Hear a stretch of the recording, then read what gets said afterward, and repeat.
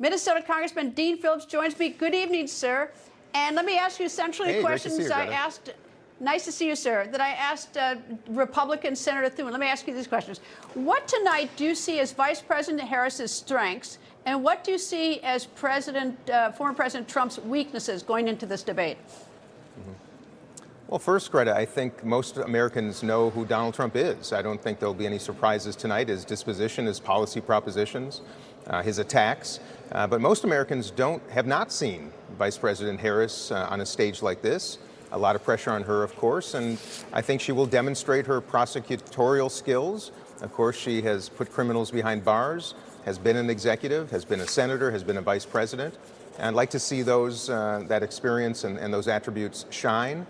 Clearly, most Americans, including myself, want to see a woman of strength, who I believe she is, who can withstand the attacks of Donald Trump. She, as president, would have to stand up to some awfully tough individuals, and I think most Americans will be looking for that fortitude, strength, and character as well. And of course, I believe Donald Trump will try to rattle her, use some of the tactics that we've seen time and time again, and how she responds to those, I think, will be the style of this debate. May be a little bit more important, perhaps, than even the substance. Well, you know, people, oddly enough, we don't know much about her, but we've actually seen her on the debate stage a lot in primaries and when she debated as vice president. Yeah. So oddly, some of us have seen her more on the debate stage than we have been interviewed. But she has a heavy lift, because she goes into this debate with a record. For instance, in 2019, to the ACLU in a poll, she wanted to cut ICE funding. She also wanted to provide transgender surgery to detained migrants. I assume that ABC News is going to hit her with that, because I don't think her position, I suspect her position has been somewhat moderate since then, because she's got to reach in and grab the independent, moderate voters. So how does she do this transition from being very liberal to sort of coming back to the middle?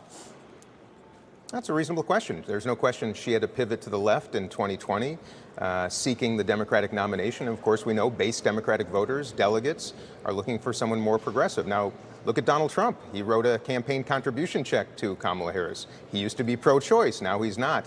You know, he's also a candidate, Greta, as we all know, who has modified his positions based on political pragmatism. And I think that will be a source of contention tonight, is two candidates who will try to paint the other in an unfriendly light, point out how wishy-washy perhaps they have been, and it will be the task of both of these candidates to attract and invite independent voters. You know, Donald Trump knows, I think, what he needs to do to win, and that is attract those people and retain moderate Republicans who have not been pleased with him. And Kamala Harris, Vice President Harris, is going to have to speak to those very same voters. I think he or she who does that best will come out the victor in this debate, and because it's probably the only one, I think it's going to have an outsized influence in this election. Well, that's sort of interesting, because usually the debates have not been do or die. I mean, we don't expect more debates, although we'd like them a lot. I think we should have them. It's not do or die. The June 28th debate between former President Trump and President Biden actually probably is the first debate I know of that did have a profound impact on the race that I can think of. Do you think tonight's is going to have? I mean, neither one's going to get out of the race. I don't mean that. But is it really going to change votes, do you think? Well, first, I agree with you. I think, you know, the June 27th debate, unfortunately, was a die in this case, and Joe Biden performed so miserably that he had to step aside. I do think in 1960, the Richard Nixon performance against John F. Kennedy was such a contrast that it did influence the election. I think tonight will be quite interesting. We know who Donald Trump is. He is now the elderly man in this race, in decline. He will be put to the test, if you will, by Kamala Harris. And of course, she is going to be introducing herself to a lot of Americans who really don't know her. So there's a lot of pressure on both. And as you just said, I don't think it will be, the victor won't be the person who does okay. The loser, perhaps, could be the one who flounders. And we'll see here in a few hours if that might happen.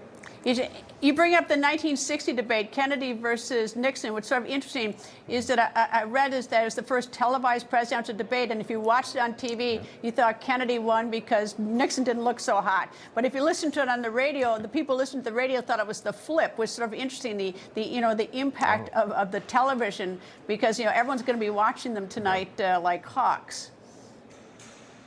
In high definition, nonetheless. Yeah, that's a good reason, at least not for me. I don't want to run for president just for that reason alone. All right, what about my idea about having the two candidates tell us if we do, in the next couple of weeks who they would like to put reasonably in their cabinet? Give us some idea. Yeah. No, Greta, I love that idea. In fact, back in Minnesota, my home state, many years ago, Peter Hutchinson ran as an independent candidate for governor, and he had pre-selected his cabinet. They campaigned with him. I think it gave voters the opportunity to assess his style, his substance, and also the kind of people he surrounds himself with. I think it would be wise for these candidates to identify people or the types of people that they will recruit to their table. We heard Vice President Harris indicate that she'd be open to a Republican. Of course, that was my platform when I ran against Joe Biden in the primary, to have a bipartisan cabinet. I think it should be an expectation. Should not be the exception. It should be the rule in this country, so that every American knows that their voice is represented at the table. I think the candidate who does that, I think, would benefit mightily from such a strategy. Well, those presidents who have done that, they've sort of shuttled that the other party candidate into a very non-controversial cabinet position, so that there's no fuss. I mean, they've been very strategic when they have chosen outside their party. And by the way, Greta, I think tonight we might see former President Trump attack Vice President Harris for what he will consider or classify as covering up the decline of Joe Biden. But we all know through history the vice president has almost a singular task, and that is to support the platform, the policies, and the president, him or herself in this case. So I'm sure that will come up as well. There's no question whatsoever. Well, you and I should discuss it when we have more time sometime, because actually, though, when you've got men and women in uniform and far away, and if there was that decline, then I think we should have had some transparency. So, I mean, I realize that the vice president is to be loyal, but there is a point where we get beyond that. But that's for another day. Congressman Dean Phillips, and I'll I make assume it you're clear, going to watch Greta, I believe the same. I believe the same. Oh, of course, I'm going to start with popcorn, and I might have to have a cocktail eventually. Yeah, I'm not, I'll plead the fifth on that one. Anyway, thank you, sir. Thank you. Thank you. Have a good evening.